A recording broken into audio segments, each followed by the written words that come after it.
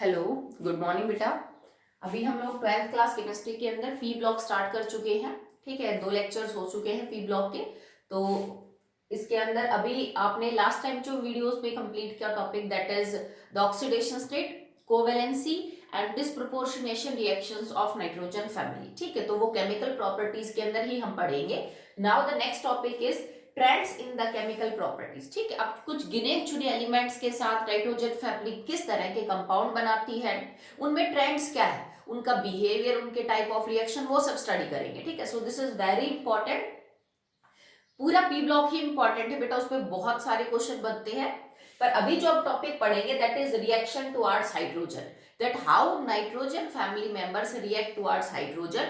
जो कंपाउंड बनेंगे उनकी प्रॉपर्टीज को कंपेयर करेंगे। ये बहुत बार पूछा जा चुका है सीबीएसई और कॉम्पिटिटिव एग्जाम। ओके, तो चलिए स्टार्ट करते हैं। सबसे पहले करेंगे बात रिएक्शन टुवर्ड्स हाइड्रोजन कि जो आपके 5 मेंबर है नाइट्रोजन फैमिली के, ये हाइड्रोजन के साथ अगर रिएक्शन करेंगे तो क्या कंपाउंड बनाएंगे। So the compound of hydrogen are known as hydrides. These are known as hydrides. ठीक है, और यूजुअली बिस्पिट को अगर आप छोड़ दे तो बाकी सब के अंदर नॉन मेटल या मेटालॉइड कैरेक्टर है। ठीक है, तो इनकी जो हाइड्राइड्स बनेंगी उसके अंदर यूजुअली आप फॉर्मूला क्या लोगे, because they have carry the oxidation state -1 -2 E1 +3 +5 इस टाइप की है। तो यहाँ पे बेटा जो हाइड्राइड्स बनेंगी that is of the formula actually EH3, जिनको हम ट्राई हाइड्राइड्स बोलेंगे।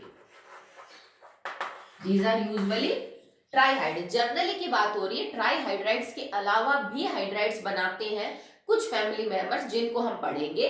बट ऐसी कौन सी हाइड्राइड है जो इन सब में कॉमन है, मतलब किस टाइप की मॉलिक्यूलर फॉर्मूले के कंपाउंड बनाते हैं। तो हाइड्रोजन के साथ रिएक्ट करके नाइट्रोजन फैमिली के जो कंपाउंड एलिमेंट्स हैं वो ट्राईहाइड्रेट्स की फॉर्मेशन करते हैं, जिसमें वो पर one atom they contain the 3 atom of hydrogen. Okay, and these hydrides are actually volatile in nature. ये volatile है means they are capable of converting into vapors. ठीक है, तो volatile substance हम उसको बोलते हैं जो कि vapors के अंदर convert हो सके। ठीक है, तो अगर आप इन सब के ट्राईहाइड्राइड्स का फॉर्मूला लिखो तो क्या बन जाएगा। नाइट्रोजन के लिए NH3, PH3, ASH3, SBH3 and BiH3। अब NH3 आपके लिए नया नहीं है, आप सब इसको जानते हो। It is known as ammonia. इसको हम बोलते हैं phosphine. This is known as arsine या arsine. This is known as stibine. It is bismuthine. ठीक है, तो ये इनके नाम है। हो सकता है कभी किसी क्वेश्चन में कॉमन नाम से कुछ पूछ ले, तो ये तो आप सब जानते हो अमोनिया। ये भी बहुत इंपॉर्टेंट कंपाउंड है, इसको आप आगे रिएक्शंस में भी पढ़ोगे। ठीक है, माना कि इनकी रिएक्शंस आपको कम देखने को मिलेंगी, बट ये दो कंपाउंड तो मोस्ट इंपॉर्टेंट है, आपको इनको डिटेल में भी पढ़ना पड़ेगा। So this is ammonia, phosphine, arsine, stibine and bismuthine. These are actually trihydrides of nitrogen family. I hope आपको समझ में आ गया होगा। ये तो वो है जो बेसिकली बनाते हैं, ज्यादातर जनरली ट्राईहाइड्राइड्स बनती हैं। एक दो एलिमेंट इसमें भी हैं जो इन फॉर्मूलों के अलावा कोई हाइड्राइड बनाते हैं। जैसे मैंने आपको एक समझाया था NH2, इसको हम हाइड्राजीन बोलते हैं। This is known as hydrazine, और ये है तो हाइड्राइड ही, क्योंकि इसमें नाइट्रोजन और हाइड्रोजन के अलावा तो कुछ है ही नहीं। आप इसको यूं भी रिप्रेजेंट कर सकते हैं, इट इज N2H4। अब ये हाइड्राइड्स इस फॉर्मूले में तो पुट नहीं कर सकते, हम नहीं हो रही ना, इससे तो मैच नहीं कर रही, तो मतलब ये ट्राईहाइड्राइड तो नहीं है, बट नाइट्रोजन बनाता है तो एक अलग टाइप की हाइड्राइड नाइट्रोजन शो करता है। सेम मैनर पे फॉस्फीन जो फॉस्फोरस सॉरी वो भी शो करेगा। It can also form PH2 या फिर आप इसको P2H4 भी बोल सकते हैं। It is known as diphosphine. This is known as diphosphine. Same manner में आर्सेनिक और कर सकता है AS2H4। ठीक है, तो मतलब ये जो 3 एलिमेंट्स हैं, nitrogen, phosphorus and arsenic, other than these type of trihydrides they can also form another type of hydride जिसका फॉर्मूला ये होगा NH2 हाइड्राजीन, PH2 डाइफॉस्फेट, या फिर ASH2 ये आर्सेनिक भी ऐसा कंपाउंड बनाता है। एक और भी हाइड्राइड है जो सिर्फ नाइट्रोजन बनाता है। ठीक है, दैट इज एक देखो ये होता है NH3, और एक इसका जस्ट अपोजिट हो जाएगा, दैट इज N3H। इसमें और इसमें फर्क है, यहाँ नाइट्रोजन 1 हाइड्रोजन 3 है, यहाँ 3 नाइट्रोजन और 1 हाइड्रोजन है, तो हुई तो हाइड्राइड ही बेटा ये नाइट्रोजन फैमिली की, बिकॉज नाइट्रोजन और हाइड्रोजन के अलावा तो कोई एलिमेंट है नहीं इसमें। इसको हम बोलते हैं hydrazoic acid. This compound is known as N3H, hydrazoic acid. और इस एसिड के जो सॉल्ट बनते हैं ना, उनको हम अजाइड्स बोलते हैं। द सॉल्ट्स इसके जो बनेंगे वो अजाइड्स बनेंगे। क्यों? क्योंकि एक्चुअली में जैसे तुमने देखा भी होगा सोडियम अजाइड, इसके ऊपर ये चार्ज क्या होता है, अजाइड आयन ये होती है N3 और उसके ऊपर एक नेगेटिव। ये चीज आपने पढ़ी है, N3 नेगेटिव। इस आयन को हम बोलते हैं नाइट्राइड आयन। एक नाइट्रोजन पे 3 नेगेटिव, अगर 3 नाइट्रोजन पे एक नेगेटिव है, ठीक है, इस आयन को बोला जाता है अजाइड आयन। इस ion is known as azide ion, ठीक है। और इस एसिड के जो सॉल्ट बनेंगे, जैसे भाई सल्फ्यूरिक एसिड के सॉल्ट को सल्फेट बोल देते हैं, नाइट्रिक एसिड्स के सॉल्ट को नाइट्रेट्स बोल देते हैं। तो अगर कोई भी हाइड्राजोइक एसिड का सॉल्ट होगा तो उसको अजाइड बोला जाएगा, सोडियम अजाइड, पोटेशियम अजाइड, ठीक है। तो देखो नॉर्मली ये सब तो पढ़ेंगे डिटेल में, बट आपको इनके बारे में भी पता होना चाहिए कि 3 मेंबर इस टाइप के हाइड्राइड भी बनाते हैं, जबकि नाइट्रोजन इन दोनों के अलावा एक और टाइप के हाइड्राइड बनाता है, that is N3H, known as hydrazoic acid, ठीक है। चलिए नेक्स्ट देखिए बेटा, तो अब अपना टॉपिक रहेगा that how can we prepare these hydrides, और हम यहाँ पे ट्राई हाइड्राइड की बात करेंगे जो मोस्ट कॉमनली हर ग्रुप मेंबर बनाता है। तो हाउ कैन वी फॉर्म या prepare the trihydrides of nitrogen family. तो ये रिएक्शन बड़ी सिंपल है, आपने इनको +1 के अंदर पढ़ा था इन द चैप्टर हाइड्रोजन, ठीक है। कैसे? फर्स्ट है प्रिपरेशन में ऑफ हाइड्राइड्स। सबसे पहले आप क्या करिए, नाइट्रोजन फैमिली के वो कंपाउंड्स जो कि मेटल के साथ है, मतलब नाइट्रोजन फैमिली का कोई एलिमेंट अगर किसी मेटल के साथ कोई बाइनरी कंपाउंड बना रहा है, binary compounds of group 15 elements on reaction with water or acid gives trihydrides of group 15 elements। Okay, तो फर्स्ट रिएक्शन पड़ी हुई है, नई नहीं है बिल्कुल भी आपके लिए, कि ग्रुप 15 के जो भी एलिमेंट है उनकी अगर किसी मेटल के साथ आपने कोई कंपाउंड बना रखा है, बाइनरी 2 ही होने चाहिए उसमें, एक मेटल और एक आपका नाइट्रोजन फैमिली का एलिमेंट, और कुछ नहीं। जैसे कि भाई नाइट्रोजन का मेटल के साथ क्या कंपाउंड हो सकता है, मेटल की नाइट्राइड, जैसे हमने बना दिया Mg3N2। फॉस्फोरस का क्या कंपाउंड हो सकता है मेटल के साथ, फॉस्फाइड, जैसे मैंने बना दिया calcium phosphide. Then it can be arsenide, bismuthide, ठीक है। इस तरह से कंपाउंड बन सकते हैं, जैसे हमने बना दिया इट इज लाइक K3 और ये हो जाएगा आपका AS, ठीक है। और फॉर्मूले बना लीजिए आप, जस्ट लाइक कैल्शियम K3 और इट कैन बी Sb2, ठीक है। मतलब इस तरह से कंपाउंड बना लो आप, अपनी मर्जी है कौन सा मेटल लेना चाहते हो, पर बाइनरी कंपाउंड होने चाहिए सिर्फ मेटल के और नाइट्रोजन फैमिली के एलिमेंट्स के। बिकॉज आपने यहाँ मेटल लिया है तो मेटल पे चार्ज पॉजिटिव होगा, इन पे चार्ज नेगेटिव होगा, तो इसका मतलब दिस बॉन्ड विल बी आयनिक। यहाँ नाइट्राइड आयन है, ये फॉस्फाइड आयन है, आर्सेनाइड, स्टीबाइड, इस तरह के आयन आपके पास है, ठीक है।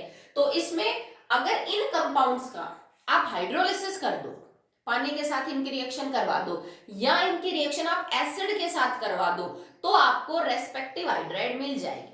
कैसे? चलिए रिएक्शन देखते हैं। सबसे पहले ये, अगर मैं Mg3N2 की वाटर के साथ रिएक्शन करवा दूं, मैग्नीशियम नाइट्राइड, तो याद करिए बेटा +1 में nitrides on hydrolysis give ammonia, phosphides on hydrolysis will give PH3, इस तरह से। तो होगा क्या, बन जाएगा magnesium hydroxide and plus NH3। अब इसमें कोई जरूरी नहीं है कि आप मैग्नीशियम लो, आप कोई भी एलिमेंट ले सकते हो, कोई भी रिएक्टिव मेटल ले सकते हो that is capable of forming ionic bond with nitride ion. यहाँ पोटेशियम हो सकता था, सोडियम हो सकता था, कैल्शियम हो सकता था, ठीक है। आप इस तरह का कोई एलिमेंट ले लीजिए। अब मेरे पास कैल्शियम की फॉस्फाइड है, मैंने इसका हाइड्रोलिसिस किया तो यहाँ PH3 बाहर निकल जाएगा, CaOH ट्वाइस प्लस में PH 3। ठीक है, आपने ये कंपाउंड लिया तो यहाँ पे क्या AsH3 बाहर निकल जाएगा, R साइन बाहर निकल जाएगा, K3AS बिकॉज पोटेशियम के ऊपर +1 है तो यहाँ पे 1 आएगा, that's why plus H2 it will convert into KOH plus में AsH3 that is R sign. Next हम कर देते हैं स्टीबाइन के लिए, Ca3SB2 plus H2O gets converted into CaOH twice plus SbH3. So this is a general pattern here working कि अगर आप किसी भी नाइट्रोजन फैमिली के एलिमेंट की मेटल का जो बाइनरी कंपाउंड है उसके साथ, मतलब metal nitride, metal phosphide, metal arsenide, metal stibide, इनकी रिएक्शन करवाओ पानी के साथ, तो ये हमेशा जो मेटल वाला हिस्सा है ना उसका तो हाइड्रोक्साइड बना लेंगे और जो नाइट्रोजन फैमिली है ना वो अपना हाइड्राइड बना लेती है, ट्राई हाइड्राइड। ठीक, नाइट्रोजन है तो अमोनिया, फास्फोरस है तो PH3, ASH है तो ASH3। ठीक है, ये भी कर सकते हो। दूसरी बात, आप सेम इन्हीं एलिमेंट्स की अगर एसिड के साथ रिएक्शन करवाओगे तो भी आपको ट्राईहाइड्राइड जो है वो मिल जाएंगी, बस तुम्हारा बाय प्रोडक्ट बदल जाएगा। ठीक है, जैसे मतलब ये वाली चीज तो निकल जाएगी अगर मैं यहाँ पे एसिड लिख दूं, बट आपका ये जो बाई प्रोडक्ट होगा ना दैट विल चेंज ओनली, और कोई फर्क नहीं पड़ेगा। अब यहाँ हाइड्रोक्साइड की जगह उस मेटल का सॉल्ट बन जाएगा। ओके, तो ये करने के बाद मैं यहाँ पे एसिड लिख के दोबारा से सेम रिएक्शन को करके देखते हैं।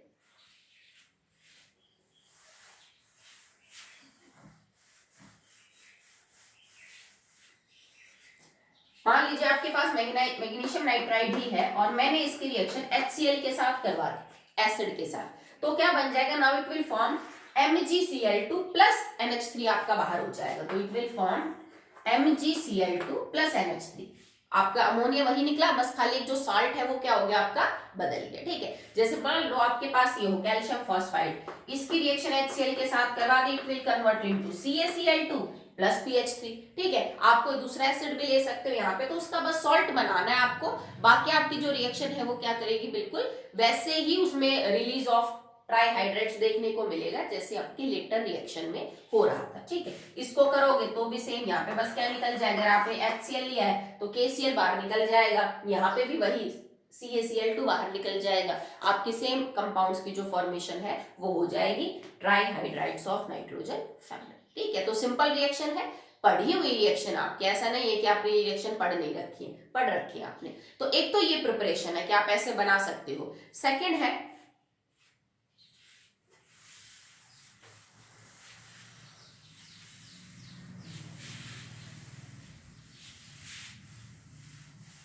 और अगर जैसे वैसे चलिए तो सिर्फ अमोनिया की ही बात हो जाएगी, ट्राईहाइड्राइड्स में आपने अमोनिया को इस रिएक्शन से बना लिया, बट एक्चुअली में आप चाहो तो अमोनिया के लिए तो हम एक और रिएक्शन भी यूज करते हैं, that is Haber's process, but that is only for ammonia.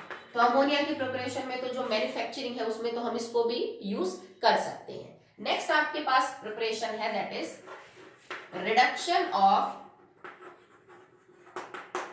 Try chlorides of group 50।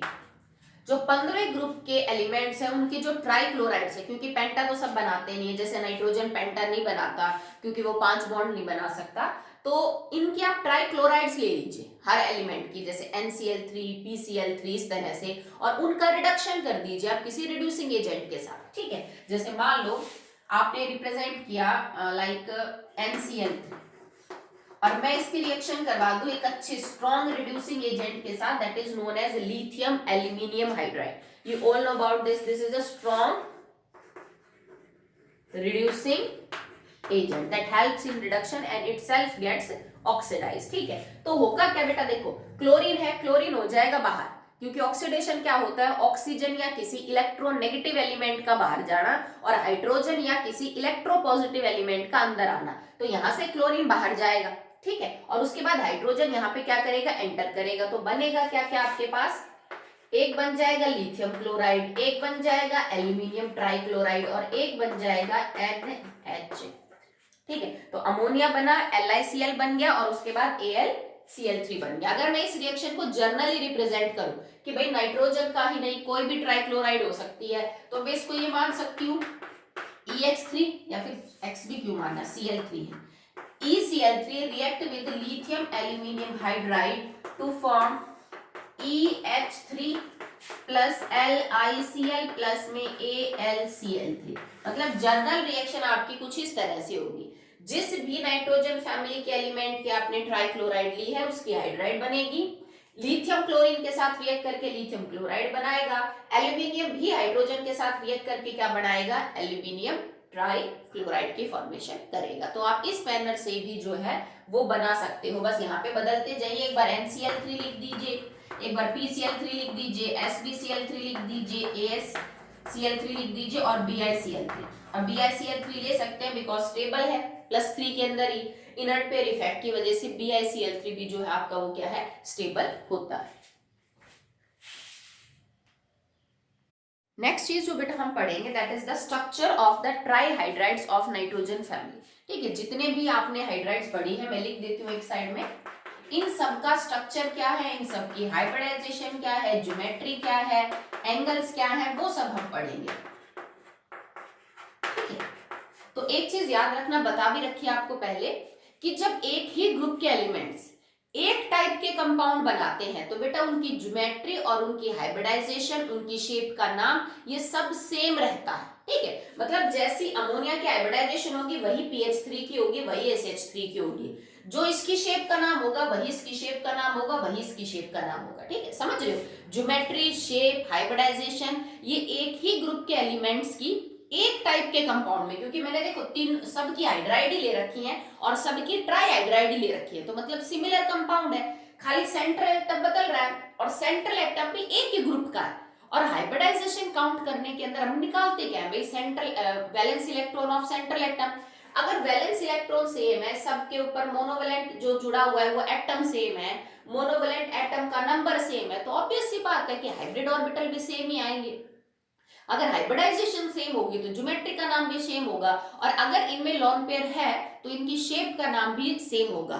But what will differ, तो बदल क्या जाएगा, क्या सारे बिल्कुल एक जैसे? नहीं बेटा, जो बदलेगा वो होगा बॉन्ड एंगल। सबका बॉन्ड एंगल बराबर बराबर नहीं होगा और सब कुछ होगा। हाइब्रिडाइजेशन, स्ट्रक्चर, ज्योमेट्री लिख लीजिए, geometry, shape, These all will be same, इन सब का नाम सेम होगा, बस बॉन्ड एंगल क्या है वो बदल जाएगा। तो सबसे पहले हम अमोनिया को अगर डिस्कस कर ले तो बाकी सबका सेम ही रहना है। ठीक है, तो अगर आप अमोनिया को देखो तो फॉर हाइब्रिड ऑर्बिटल निकालने का जो फॉर्मूला है आपका x is equal to number of valence electron of central atom, nitrogen के कितने होते हैं, 5 और टोटल 7 है तो 5 हो जाएंगे इसके, 5, 3 मोनोवैलेंट हाइड्रोजन जुड़े हुए, total 8, 8 divided by 2 that will be 4। ये तुम्हारा x की वैल्यू आ गई 4, और x क्या है बेटा, it is number of hybrid orbital. Hybrid orbital का नंबर होता है x। अब आप ये देखो कौन सी हाइब्रिडाइजेशन है जिसमें 4 हाइब्रिड ऑर्बिटल बनते हैं, तो 4 हाइब्रिड ऑर्बिटल बनते हैं sp3 में, ये 3p और एक s, total 4 hybrid orbital sp3 में बनते हैं। तो मतलब इन सारे कंपाउंड्स की हाइब्रिडाइजेशन क्या होगी, sp3। अगर sp3 है तो geometry will be tetrahedral, confirm है। सबकी हाइब्रिडाइजेशन आपकी जो है दैट इज sp3, ज्योमेट्री सबकी टेट्राहेड्रल है। अब बात करते हैं शेप की, तो शेप अलग कब होती है बेटा ज्योमेट्री से, जब लॉन पेयर प्रेजेंट हो सेंट्रल एटम पे, एक या उससे ज्यादा। अगर सेंट्रल एटम पे लॉन पेयर नहीं है तो शेप और ज्योमेट्री सेम होती है, आपको अलग अलग करने की फिर जरूरत नहीं है। तो मैं एक बार एक कंपाउंड को चेक करके देख लेती हूँ क्या लॉन पेयर है कि नहीं। तो देखो नाइट्रोजन के वैलेंस कॉन्फ़िगरेशन है 2s2 2p3, s के 2 और p के 3, और हमने सिंगल सिंगल कर, इसमें बॉन्ड बना रखे हाइड्रोजन के साथ 3।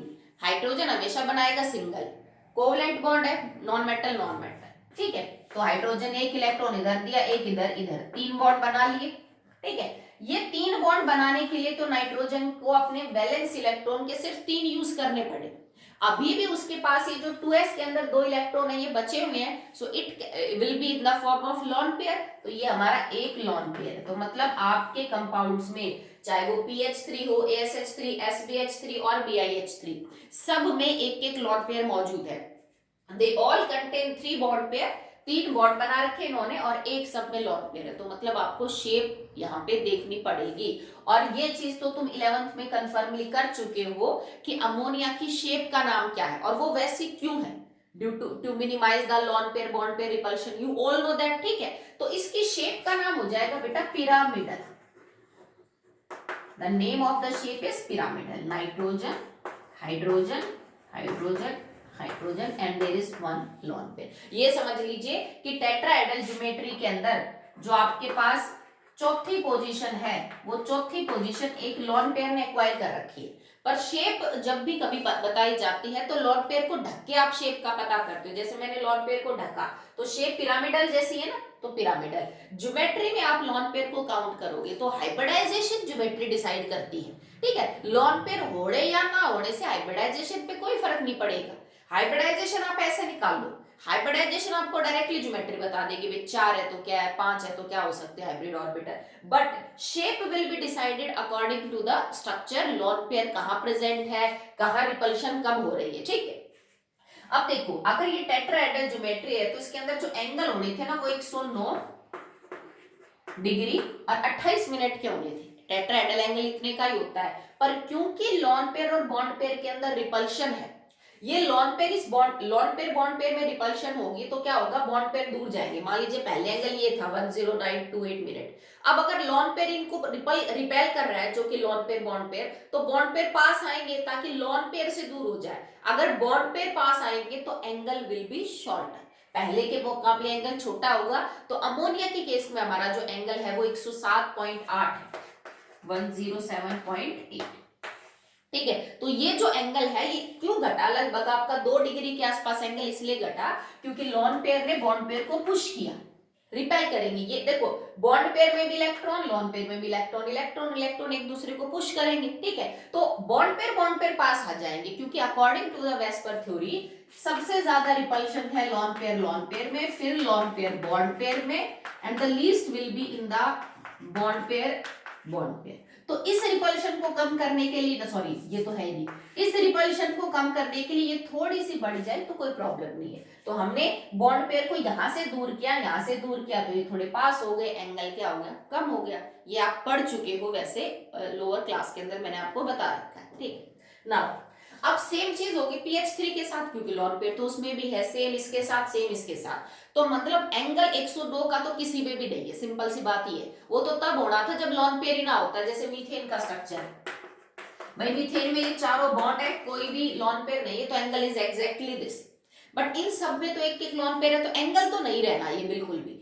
अब आपसे कोई ये पूछेगा बेटा अमोनिया का जो एंगल है वो 109.28 मिनट से कम है, उसने का रीजन आपने बता दिया।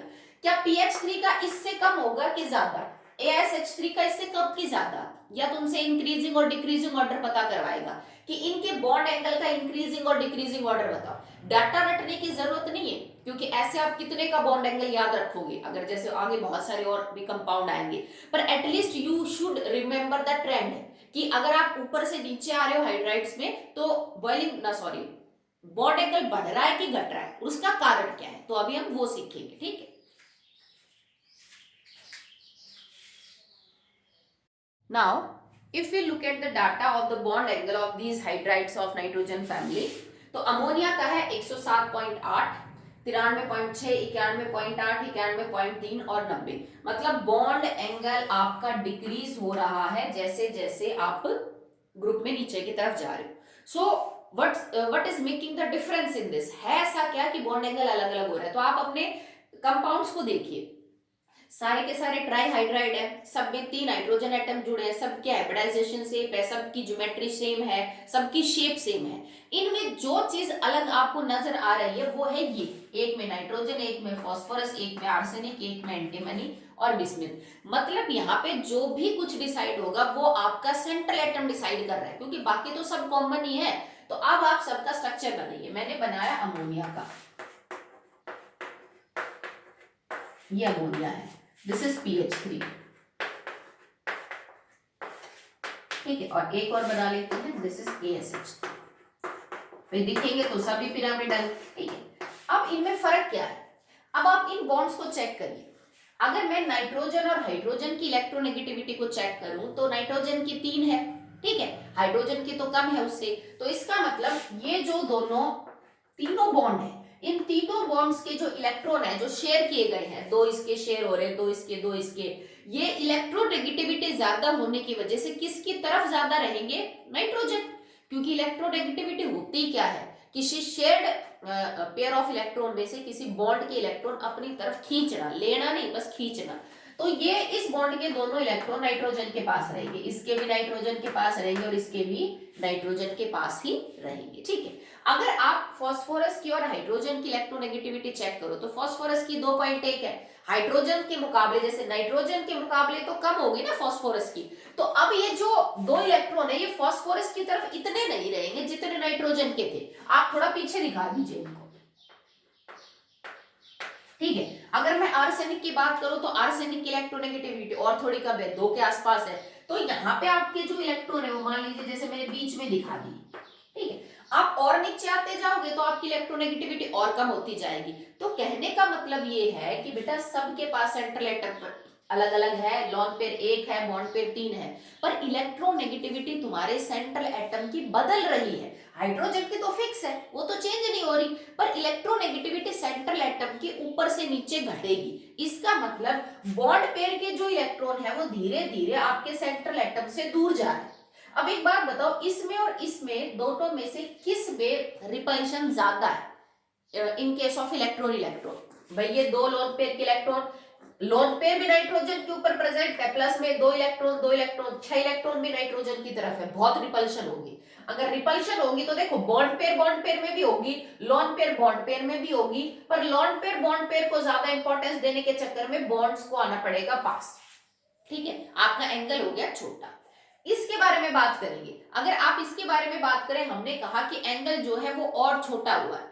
एंगल और छोटा कब? एंगल किसके बारे में बात हो रही है? ये वाला एंगल बेटा, ये और ये वाले, ये दिखने को आपको लग रहा होगा कि एंगल बहुत बड़ा है और ये नहीं, ये 3 डायमेंशन स्ट्रक्चर में बराबर बराबर एंगल है सारे, ये वाले भी और पीछे वाले भी, चारों एंगल आपके 109 के ही होते हैं टेट्राहेड्रल में। ये तो फिर लॉन पेयर की वजह से इसका जो है वो क्या हो गया, कम हो गया। अब इसमें देखिए, इसमें क्या है कि जो रिपल्शन है ना, यहाँ पे जो फास्फोरस है उससे जो लॉन पेयर है थोड़े से क्या हो गए बेटा, दूर हो गए, जबकि लॉन पेयर, सॉरी नहीं, बॉन्ड पेयर, लॉन पेयर तो यहाँ पे रखा हुआ है, बॉन्ड पेयर जो है वो बिल्कुल फास्फोरस की तरफ जो है वो अट्रैक्टेड फील नहीं कर रहे उतने। इन दिस मैनर, जैसे जैसे आपके जो बॉन्ड पेयर के इलेक्ट्रॉन है सेंट्रल एटम से दूर जाएंगे, इनमें रिपल्शन कम होती चली जाएगी। इनमें रिपल्शन कम है, यहाँ पे रिपल्शन और कम है। तो इसका मतलब तुम्हारा लॉन पेयर हर केस में बॉन्ड पेयर को तो पुश कर रहा है। बॉन्ड पेयर कब ज्यादा पास पास आ सकते हैं? अगर बॉन्ड पेयर के जो इलेक्ट्रॉन है वो थोड़े दूर दूर है। देखो यहाँ पे ये जो डिस्टेंस है ना बेटा, ये कम है। अगर इलेक्ट्रॉन यहाँ पे 6 एक साथ है तो आप इनको बहुत ज्यादा पास नहीं ला पाओगे, क्योंकि इनमें भी ज्यादा बढ़ जाएगी रिपल्शन। यहाँ पे जो लॉन पेयर के अलावा बॉन्ड पेयर के इलेक्ट्रॉन है थोड़े नीचे की तरफ आ गई, मतलब यहाँ पे डिस्टेंस ज्यादा नहीं होगी। तो मैं अब चाहूं तो इन बॉन्ड पेयर को थोड़ा और पास ला सकती हूँ, तो लॉन पेयर ज्यादा पुश करेगा इन बॉन्ड पेयर्स को, बॉन्ड पेयर थोड़े ज्यादा पास आ पाएंगे और आपका एंगल जो है वो क्या हो, और छोटा हो जाएगा। इस केस में अगर मैं बात करूं तो लोन पेयर बॉन्ड पेयर को पुश करेगा, बिल्कुल बॉन्ड पेयर ज्यादा पास आ सकते हैं इसके मुकाबले में। क्यों? क्योंकि यहाँ पे जो बॉन्ड पेयर के इलेक्ट्रॉन्स के बीच में डिस्टेंस है ना वो ज्यादा है। और ये डिस्टेंस ज्यादा कैसे हो गई? क्योंकि यहाँ पे जो इलेक्ट्रोनेगेटिविटी का डिफरेंस है वो लगभग बराबर है। आर्सेनिक को अगर आप हाइड्रोजन का चेक करो, आर्सेनिक की 2, हाइड्रोजन की 2.1, फास्फोरस की 2.1, हाइड्रोजन की 2.1। तो जब बराबर इलेक्ट्रोनेगेटिविटी डिफरेंस है तो ये जो सेंट्रल एटम की तरफ इलेक्ट्रॉन खिंचे हुए नहीं है, इलेक्ट्रॉन सेंट्रल एटम से दूर हो रहे हैं। अगर इलेक्ट्रॉन सेंट्रल एटम से दूर है तो इसका मतलब इनमें डिस्टेंस ज्यादा है। अगर इनमें डिस्टेंस ज्यादा है तो रिपल्शन कम फील करेंगे, तो आप इनको ज्यादा पास ला सकते हो। सिंपल सी बात ये है, ये आपका बॉन्ड है, 2 इलेक्ट्रॉन इधर 2 इलेक्ट्रॉन इधर, आप लॉन पेयर पुश करेगा तो थोड़े ज्यादा पास आ जाएंगे, एंगल छोटा हो जाएगा। अगर ये जो इलेक्ट्रॉन है बॉन्ड के बिल्कुल यहाँ पे है सेंट्रल एटम के पास, तो आप इनको जरा सा भी पास लाओगे तो इनमें रिपल्शन बढ़ जाएगी। तो ऊपर से नीचे जब आप आओगे तो बॉन्ड एंगल इसलिए घटता है क्योंकि सेंट्रल एटम का साइज बढ़ रहा है, उसकी इलेक्ट्रोनेगेटिविटी घट रही है, और जो बॉन्ड पेयर के इलेक्ट्रॉन है वो सेंट्रल एटम से दूर जा रहे हैं। मतलब हर बॉन्ड पेयर के जो दो दो इलेक्ट्रॉन है इनमें दूरी बढ़ रही है। अगर इनमें दूरी बढ़ रही है तो इसका मतलब ये कम रिपल्शन फील कर रहे हैं। तो जब लोन पेयर रिपल्शन की वजह से बॉन्ड पेयर को पुश करेगा तो ये बॉन्ड पेयर ज्यादा पास आ सकते हैं, क्योंकि पहले से इनमें रिपल्शन क्या है, कम। जहां बॉन्ड पेयर में पहले से रिपल्शन बहुत होगी, क्योंकि उनके इलेक्ट्रॉन पास पास हैं, वो बहुत ज्यादा पास नहीं आ पाएंगे। ठीक है, तो इसका रीजन है साइज बढ़ना, लगातार ग्रुप में इलेक्ट्रोनेगेटिविटी का घटना और बॉन्ड पेयर के इलेक्ट्रॉन्स का सेंट्रल एटम से दूर जाना, मतलब रिपल्शन कम होना बॉन्ड पेयर के इलेक्ट्रॉन्स में, इज द रीजन कि ऊपर से नीचे आने पे आपका जो बॉन्ड एंगल है दैट विल डिक्रीज। ठीक है, अगर आप याद कर सकते हो बहुत ही अच्छी बात है, नहीं है तो at least you should remember the trend कि डिक्रीजिंग या इंक्रीजिंग ऑर्डर आपके बॉन्ड एंगल का क्या है, ये बहुत इंपॉर्टेंट है, इस पे पूरे क्वेश्चंस आते हैं। ठीक है, चलिए नेक्स्ट देखते हैं about the properties of these hydrides. अब ये जो आपने हाइड्राइड्स पढ़ी हैं इनके प्रॉपर्टीज क्या है, इनका बॉइलिंग पॉइंट क्या है, मेल्टिंग पॉइंट क्या है, बेसिक बिहेवियर कैसा है, एसिडिक बिहेवियर कैसा है, वो सब पढ़ेंगे। So first is properties of hydrides. ठीक है, इसमें कुछ फिजिकल भी पढ़ेंगे, फिर आगे जाके इनके हम रिएक्शंस भी पढ़ेंगे। तो फिजिकल प्रॉपर्टीज में सबसे पहले बात करते हैं अबाउट द बॉइलिंग पॉइंट। अब देखो बाकी सब तो नॉर्मल है, बट अमोनिया इन सब में सबसे स्पेशल है। अमोनिया में स्पेशल क्या है, that ammonia contains H bonding, भाई इसमें हाइड्रोजन बॉन्डिंग है और बहुत सारी फिजिकल प्रॉपर्टीज को हाइड्रोजन बॉन्डिंग अफेक्ट करती है। तो कई सारे फिजिकल प्रॉपर्टीज में आपको एक्सेप्शनली अमोनिया की वैल्यू बाकी सबसे हाई मिलेगी और उसका कारण होगा हाइड्रोजन बॉन्डिंग। तो अगर मैं इनके बॉइलिंग पॉइंट को चेक करूं बाकी सब के अंदर, तो बेटा जैसे जैसे साइज बढ़ता है आपके मॉलिक्यूल का वैसे वैसे हाइड्रोजन बॉन्डिंग बढ़नी थी, सॉरी जैसे जैसे साइज बढ़ता है आपके सेंट्रल एटम का वैसे वैसे वंडरवाल फोर्स ऑफ अट्रैक्शन जो है वो इंक्रीज होनी थी, और वंडरवाल फोर्स ऑफ इंक्रीज होती तो मेल्टिंग और बॉइलिंग पॉइंट जो है वो आपका इंक्रीज होता। ठीक है, सिंपल कॉन्सेप्ट काम करता है। भाई मान लो अमोनिया का साइज ये है एक मॉलिक्यूल का, pH3 का ये है, then this then this then this. जैसे जैसे आपका साइज बढ़ेगा वैसे वैसे आपकी वंडरवाल फोर्स बढ़ती, और वंडरवाल फोर्स बढ़ती तो मेल्टिंग और बॉइलिंग पॉइंट बढ़ता। तो एक्सपेक्टेड ट्रेंड क्या था कि अमोनिया से ज्यादा pH3 का होता, pH3 से ज्यादा ASH3 का, ASH इससे और इसका इससे। तो इसका मतलब आप ट्रेंड ये लिख सकते थे, अमोनिया से ज्यादा बॉइलिंग पॉइंट pH3 का, then it will be ASH3, then it will be SBH3 and the last one will be BiH3। अब कुछ कुछ तो जो ट्रेंड है वो आपका है इस जैसा, पर इसमें एक वेरिएशन आ गया अमोनिया के हाइड्रोजन बॉन्डिंग होने की वजह से। हाइड्रोजन बॉन्डिंग का मतलब है कि अमोनिया के दो मॉलिक्यूल सिर्फ वंडरवाल फोर्स से नहीं जुड़े, इनमें हाइड्रोजन बॉन्डिंग भी हो रही है। तो इसका मतलब दो मॉलिक्यूल्स एक एक्स्ट्रा फोर्स से जुड़े हुए हैं, तो आपको इसको बॉईल करने में ज्यादा टेम्परेचर देना पड़ेगा। ठीक है, अमोनिया में हाइड्रोजन बॉन्डिंग होती है, आपने पढ़ा है। ठीक है, इसके H और इसके M के बीच में जो है वो हाइड्रोजन बॉन्डिंग पॉसिबल हो जाती है। बॉन्ड पोलर है, इलेक्ट्रोनेगेटिविटी का जो डिफरेंस है वो क्या हो रहा है, अराइज हो रहा है। दैट्स व्हाई एक एक्स्ट्रा फोर्स हाइड्रोजन बॉन्डिंग काम कर रही है। तो अगर आप इसको हटा देते, ये ना होता, तो आपका ये trend normal this way exist करता।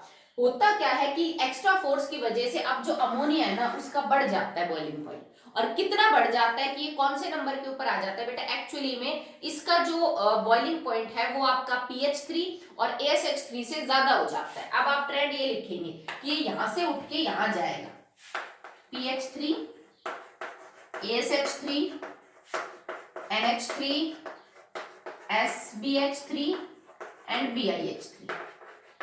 ठीक है, this is the expected trend on the basis of size and van der Waals force of attraction. This is the actual trend that is decided by H bonding। ठीक है, ये आपका actual trend है और ये आपका एक्सपेक्टेड है। अब हुआ क्या, तुम ये कहते मैडम अगर हाइड्रोजन बॉन्डिंग है तो फिर सबसे ज्यादा क्यों नहीं हुआ, क्योंकि बेटा दो चीज अपोजिट काम कर रही। देखो अमोनिया के अंदर जो है वो नाइट्रोजन इलेक्ट्रोनेगेटिविटी डिफरेंस, नाइट्रोजन का साइज छोटा, हाइड्रोजन बॉन्डिंग है जो कहता है कि आपकी बॉइलिंग पॉइंट बढ़ना चाहिए। पर जब तुम ऊपर से नीचे आते हो तो सेंट्रल एटम का साइज बढ़ रहा है, आपके मॉलिक्यूल का साइज बढ़ रहा है, तो मॉलिक्यूल का साइज बढ़ने से वंडरवाल भी तो बढ़ रही है। अमोनिया को हाइड्रोजन बॉन्डिंग स्ट्रेंथ प्रोवाइड कर रही है, पर बाकी मॉलिक्यूल्स का साइज बढ़ने से उनकी वंडरवाल फोर्स बढ़ रही है। तो यहां तक इन दोनों को तो अमोनिया ओवरकम कर लेता है बॉइलिंग पॉइंट में, मतलब इन दोनों के अंदर जो वंडरवाल फोर्स है साइज के हिसाब से वो छोटी पड़ गई और हाइड्रोजन बॉन्डिंग में अपना असर दिखाया और अमोनिया का बॉइलिंग पॉइंट ज्यादा हो गया इन दोनों से। पर इन दोनों पे अगर हम बात करें तो यहाँ पे साइज इतना बढ़ गया कि वंडरवाल फोर्स ज्यादा हो गई और अमोनिया का जो हाइड्रोजन बॉन्डिंग वाला कॉन्सेप्ट था वो फीका पड़ गया। दैट्स व्हाई कि अमोनिया इस यहाँ पे बीच में आ जाएगा, इन दोनों के मुकाबले उसका बॉइलिंग पॉइंट कम है। मतलब यहाँ तक तो साइज जो है वो डोमिनेट नहीं कर पाया, हाइड्रोजन बॉन्डिंग ने असर दिखाया, आगे जाके साइज इतना बढ़ गया कि वंडरवाल फोर्स ज्यादा बढ़ गई और फिर वहां पे हाइड्रोजन बॉन्डिंग का जो कॉन्सेप्ट है वो काम नहीं कर पाया। ठीक है, तो this will be the actual trend और एक्चुअल ट्रेंड ये है और ये एक्सपेक्टेड था, तो इसको आप याद रखेंगे, बहुत ही इंपॉर्टेंट है कि सबसे कम किसका होता है बेटा, सबसे कम होगा आपका PH3 का, उसके बाद ASH3 का, फिर अमोनिया का आएगा, फिर एंटीमनी का आएगा, फिर आपका जो है वो बिस्मिथ का आएगा। ठीक है, आप अगेन आपको बिल्कुल भी डाटा याद रखने की जरूरत नहीं है कि किसी का एग्जैक्टली कितना होता है, पर आपको ट्रेंड बिल्कुल पता होना चाहिए कि उसका एक तो रीजन क्या है, ठीक है, और ट्रेंड क्या है। इंक्रीजिंग ऑर्डर पूछ सकता है आपसे, डिक्रीजिंग ऑर्डर पूछ सकता है, ये पूछ सकता है कि अमोनिया इंक्रीजिंग ऑर्डर में कितने नंबर पे आती है, अगर आप इंक्रीजिंग ऑर्डर लिखो, डिक्रीजिंग ऑर्डर में कितने नंबर पे आती है। कोई दो कंपाउंड दे देगा ASH3 और अमोनिया, इन दोनों में से किसका बॉइलिंग पॉइंट ज्यादा है, हाई, ये यूं पूछ लेगा। नाइट्रोजन का तो साइज छोटा है, आर्सेनिक का साइज बड़ा है, फिर भी अमोनिया का बॉइलिंग पॉइंट ज्यादा है, बताइए क्यों। The only reason that is deciding is hydrogen bonding, the exceptional behaviour is due to hydrogen bonding. Clear cut है, ओके। चलिए नेक्स्ट बात करते हैं about the melting point. Here it is melting point. तो देखो बेटा, मेल्टिंग पॉइंट के case में भी अमोनिया में वही चीज स्पेसिफिक है, दैट इज H बॉन्डिंग। तो इस वजह से मेल्टिंग पॉइंट का ट्रेंड जो है वो भी अफेक्ट हो जाएगा। और एक्चुअली मेल्टिंग पॉइंट के केस में तो अमोनिया हर कंपाउंड को बीट करता है अपने ग्रुप में और इट टॉप्स, ओके। तो अमोनिया का मेल्टिंग और बॉइलिंग पॉइंट मेल्टिंग पॉइंट सबसे ज्यादा होगा।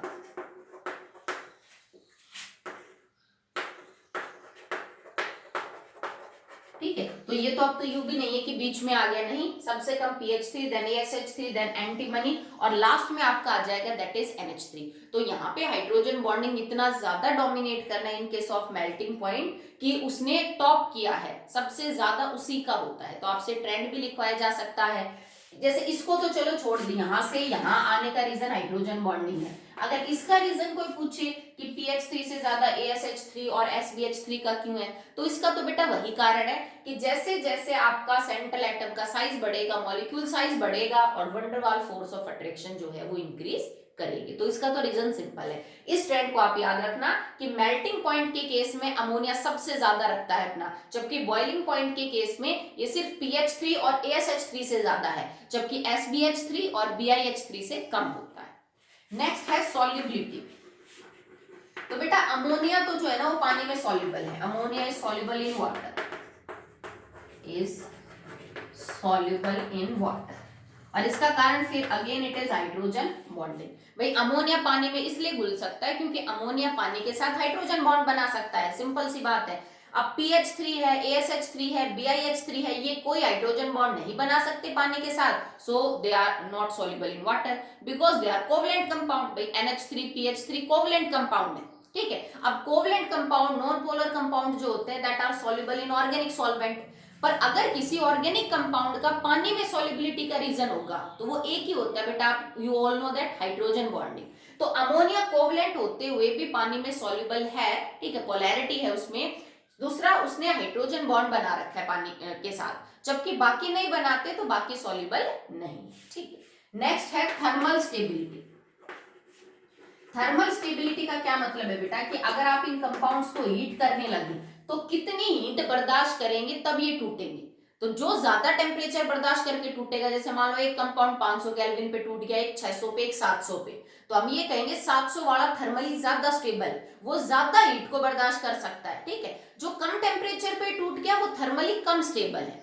तो हाइड्राइड्स के अंदर अगर आप थर्मल स्टेबिलिटी का ऑर्डर चेक करोगे तो सबसे ज्यादा स्टेबल है थर्मली अमोनिया, ठीक है, और सबसे कम स्टेबल हो जाएगा आपका दैट इज BiH3। तो इसका ऑर्डर ये होएगा ASH3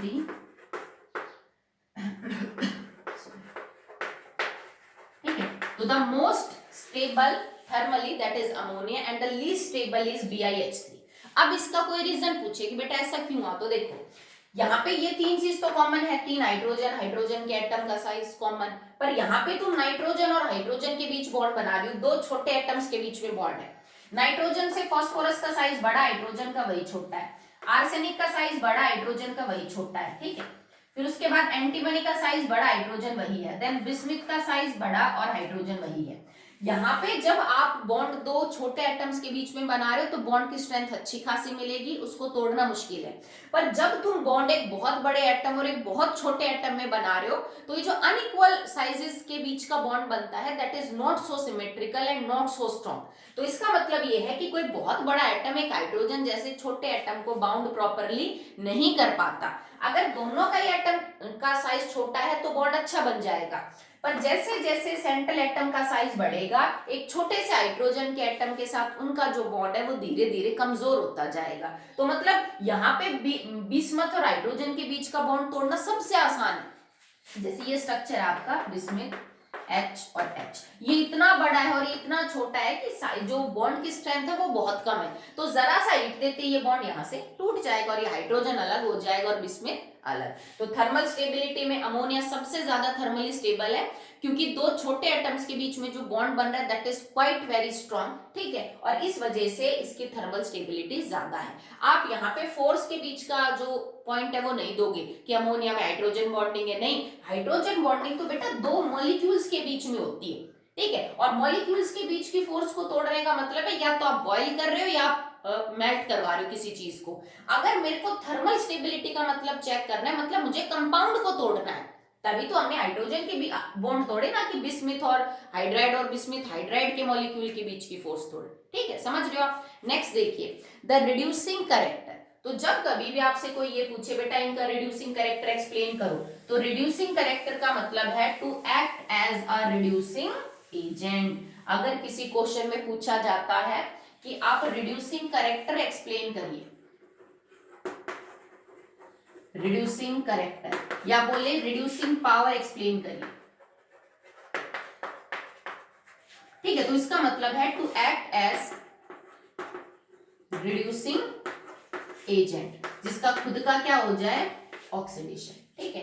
तो अगर आप ये देखो अमोनिया की हाइड्राइड्स, अमोनिया नाइट्रोजन फैमिली में जो भी मेंबर्स हैं उन सब की हाइड्राइड्स में क्या ट्रेंड है रिड्यूसिंग कैरेक्टर का। तो रिड्यूसिंग कैरेक्टर के केस में सबसे अच्छा जो रिड्यूसिंग एजेंट होगा दैट इज BiH3, सबसे कमजोर होगा NH3। तो ट्रेंड ये है और इसका कारण है थर्मल स्टेबिलिटी, क्योंकि हमने अभी पता किया कि बिस्मिथ और हाइड्रोजन के बीच का बॉन्ड सबसे कमजोर है ड्यू टू अनइक्वल साइज, इसकी वजह से। तो मतलब ये बिस्मिथ अपना हाइड्रोजन बहुत आराम से दे सकता है किसी भी एलिमेंट को, जल्दी से टूट जाएगा और H रिलीज कर देगा। तो इसका मतलब हाइड्रोजन देना बिस्मिथ हाइड्राइड के लिए सबसे आसान है, तो यही तो सामने वाले का क्या करवाएगा रिडक्शन, तभी तो ये रिड्यूसिंग एजेंट है because it will help in the reduction. और इसमें से हाइड्रोजन जाएगा तो इसका क्या हो जाएगा ऑक्सीडेशन। तो BiH3 is the strongest reducing agent, ammonia is the weakest reducing agent, क्योंकि अमोनिया थर्मली बहुत स्टेबल है, इसमें से हाइड्रोजन निकालना मुश्किल है। BiH3 थर्मली सबसे कम स्टेबल है, इसका बॉन्ड सबसे कमजोर है, तो यहां से हाइड्रोजन को बाहर निकालना क्या है बेटा आसान। ओके नेक्स्ट देखिए द बेसिक कैरेक्टर। तो बेसिक कैरेक्टर में बेटा नाइट्रोजन फैमिली की सारी हाइड्राइड्स बेस है, और ये कैसे बेस है लुईस बेस, ठीक है, इसका मतलब that are capable of donating electron pair. भाई इनके ऊपर लोन पेयर मौजूद है और इन्होंने तो 3 बॉन्ड बना लिए, तो इनमें ये पावर होती है कि ये अपना लोन पेयर किसी को डोनेट कर सकते हैं। तो ऐसे बेस जो कि इलेक्ट्रॉन पेयर डोनेटर हो उनको हम लुईस बेस बोलते हैं, पढ़ रखा है आपने। तो नाइट्रोजन फैमिली के जो सारे के सारे मेंबर हैं they all are Lewis base, पर इन सारे बेसिस की स्ट्रेंथ तो बराबर नहीं हो सकती, कोई स्ट्रॉन्ग बेस होगा, कोई कमजोर बेस होगा। तो आपको ये पता करना है कि जो बेस की स्ट्रेंथ है वो किसकी बेटर है, कौन अच्छा बेस है और कौन कमजोर। तो बेटा ऑर्डर ये रहेगा, अमोनिया जो है वो सबसे अच्छा लुईस बेस होता है, उससे कमजोर PH3, उससे कमजोर ASH3 और उससे कमजोर SBH3। इस तरह का आपका ट्रेंड जो है वो काम करेगा। सबसे स्ट्रॉन्ग जो लुईस बेस है दैट इज अमोनिया। ठीक है, अब इसका रीजन देखिए आप। तो बेटा हम दो तरह से एक्सप्लेन कर सकते हैं। पहला तरीका कि अगर आप इन सारे कंपाउंड्स को चेक करें तो माना कि लोन पेयर तो सबके पास है, पर एक चीज जो सब में बदल रही है वो ये है कि जो साइज है ना एटम का वो बदल रहा है। अब आप ये समझिए कि अमोनिया के अंदर लोन पेयर इतनी जगह में है क्योंकि उसके ऑर्बिटल का साइज छोटा होगा, एक ऑर्बिटल के अंदर ही तो लोन पेयर मिलेगा ना। ठीक है, जैसे तुम्हारा 2s के अंदर लोन पेयर होता है अमोनिया का, तो छोटा साइज मिलेगा हाइब्रिड ऑर्बिटल का, इसमें लोन पेयर है। PH3 की केस में ये साइज बड़ा होगा, उसमें लोन पेयर है। ASH3 में साइज और बड़ा होगा, उसके अंदर लोन पेयर है। SBH3 में साइज और बड़ा होगा और BiH3 में साइज और बड़ा होगा। सिचुएशन कुछ यूं है कि लोन पेयर तो हर सेंट्रल एटम के पास है, पर जिस लोब के अंदर, जिस हाइब्रिड ऑर्बिटल के अंदर आपका लोन पेयर है, जैसे जैसे आप ग्रुप में नीचे आएंगे एटम का साइज बढ़ेगा तो उसके हाइब्रिड ऑर्बिटल का साइज भी बढ़ेगा, तो इलेक्ट्रॉन डेंसिटी कम होगी per unit volume. Electron density per unit volume decreases down the group, down the group. जैसे जैसे आप ऊपर से नीचे आएंगे ये एक जोड़ी जो लोन पेयर है ये जो वॉल्यूम ऑक्यूपाई कर रहे हैं ये बढ़ जाएगी, मतलब इलेक्ट्रॉन डेंसिटी वॉल्यूम के हिसाब से घट जाएगी। पहले 2 इलेक्ट्रॉन इतनी जगह में, फिर 2 इलेक्ट्रॉन इतनी में, फिर इतनी में, इतनी में, मतलब वॉल्यूम लगातार बढ़ रही है पर इलेक्ट्रॉन तो वही 2 है तो डेंसिटी घट गई। ठीक है, तो इलेक्ट्रॉन डेंसिटी जब डिक्रीज हो रही है पर यूनिट वॉल्यूम तो इसका मतलब यहाँ पे इतनी बड़ी जगह में 2 इलेक्ट्रॉन है, यहाँ पे छोटी सी में ही 2 है। तो जिस एटम के पास इलेक्ट्रॉन डेंसिटी ज्यादा होती है बेटा वही तो अच्छा डोनेट करेगा अपना लोन पेयर। भाई सबसे अच्छा नाइट्रोजन है इसमें, क्योंकि छोटी जगह में 2 इलेक्ट्रॉन है, जल्दी से अपने यूज करके किसी के साथ भी बॉन्ड बना लेगा। इसमें तो बहुत बड़ी जगह में 2 इलेक्ट्रॉन है, मतलब इलेक्ट्रॉन डेंसिटी जिस सेंट्रल एटम पे ज्यादा होगी वही तो डोनेट करेगा। जिसके पास खुद इलेक्ट्रॉन डेंसिटी कम है पर यूनिट वॉल्यूम वो बेटर डोनेट नहीं कर पाएगा। ओके, एक कारण तो ये है। दूसरा, अगर आप मान लीजिए कि एक इक्वेशन माने जैसे अमोनिया के केस में ये NH3 प्लस मैंने H positive lone pair accept करके कोऑर्डिनेट बॉन्ड बनाया और NH4 पॉजिटिव बन गया। जैसे अमोनिया ये कर रहा है बाकी एलिमेंट्स भी कर सकते हैं। भाई PH3 plus H positive can also form PH4 positive, मतलब एक जर्नल रिएक्शन में लिख सकती हूँ that EH3 plus H positive gets converted into EH4 positive. इस पे लोन पेयर है। अब ये इक्वेशन किस एलिमेंट के लिए अच्छी है? अगर आप अपने लोन पेयर के थ्रू किसी H पॉजिटिव को एक्सेप्ट करना चाहते हो तो बेटा एक्सेप्ट करने के लिए तुम्हारे सेंट्रल एटम का जो साइज है ना वो छोटा होना चाहिए। आपको याद है ना कि नॉन मेटल्स के अंदर जैसे जैसे आप ऊपर से नीचे आते हो इलेक्ट्रोनेगेटिविटी जो है वो घटती है, नॉन मेटेलिक कैरेक्टर भी जो है वो घटता है। क्यों? क्योंकि बड़े एटम का इलेक्ट्रॉन को पकड़ के रखना, किसी एटम को पकड़ के रखना मुश्किल है, छोटा एटम ढंग से पकड़ सकता है। तो जब आप ये रिएक्शन करो, एक बार PH3 के लिए देखो, एक बार ASH3 के लिए, तो जैसे जैसे तुम्हारे सेंट्रल एटम का साइज बढ़ेगा वो अपने लोन पेयर के थ्रू H पॉजिटिव को मुश्किल से जोड़ पाएगा, क्योंकि बड़ा एटम जो है वो आने वाले एटम को ढंग से नहीं पकड़ पाएगा, जबकि अगर छोटा मॉलिक्यूल है आपका वो ढंग से पकड़ पाएगा। इसका न्यूक्लियस इसको अच्छे से हैंडल कर सकता है, इसका नहीं कर पाएगा क्योंकि साइज बढ़ गया। तो दूसरी थ्योरी ये भी है कि जैसे जैसे सेंट्रल एटम का साइज बढ़ेगा वैसे वैसे H को होल्ड करने की पावर कम होगी। या यूं समझ लो कि जो नया बॉन्ड बनेगा ना बिटवीन, जैसे मैंने NH4 पॉजिटिव का स्ट्रक्चर बनाया, ये H पॉजिटिव वाला था, तो ये जो नया बॉन्ड बनेगा ना जैसे जैसे तुम्हारे सेंट्रल एटम की का साइज बढ़ेगा इस बॉन्ड की स्ट्रेंथ घटेगी, क्योंकि भाई हाइड्रोजन छोटा, फास्फोरस बड़ा, आर्सेनिक और बड़ा, एंटीमनी और बड़ा, तो वैसे वैसे ये बॉन्ड स्ट्रेंथ कमजोर हो जाएगी। तो कोई कमजोर बॉन्ड क्यों बनाएगा? भाई नाइट्रोजन अगर ये नया बॉन्ड बना रहा है तो स्ट्रांग है, अगर आर्सेनिक ये बॉन्ड बना रहा है तो कमजोर है। तो हम यही कहेंगे कि नाइट्रोजन अपना लोन पेयर यूज करके जब H पॉजिटिव को बाइंड कर रहा है तो स्टेबल कंपाउंड बन रहा है, ये थोड़ा कम स्टेबल है। ठीक है, तो नाइट्रोजन जो है वो सबसे अच्छा, NH3 सबसे अच्छा लुईस बेस है, क्योंकि एक तो उसका साइज छोटा है, वो आराम से किसी भी H पॉजिटिव को अपने लोन पेयर के थ्रू बाइंड कर सकता है, बॉन्ड स्ट्रॉन्ग बनेगा between two small atom. Second, lone pair का जो साइज है वो भी छोटा है नाइट्रोजन का, तो per unit volume electron density nitrogen में सबसे ज्यादा है। ओके, आई होप आपको समझ आया होगा। So that will be all in the hydride. कल हम एक नया कंपाउंड पढ़ेंगे नाइट्रोजन फैमिली का।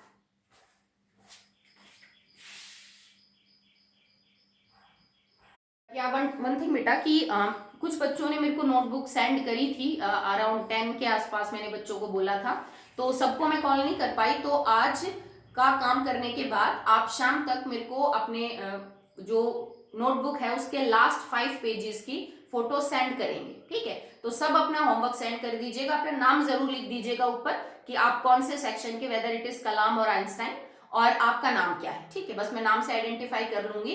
तो हर बच्चा लास्ट 5 पेजेस की फोटोज मेरे को सेंड करेगा केमिस्ट्री की। Okay, that's all.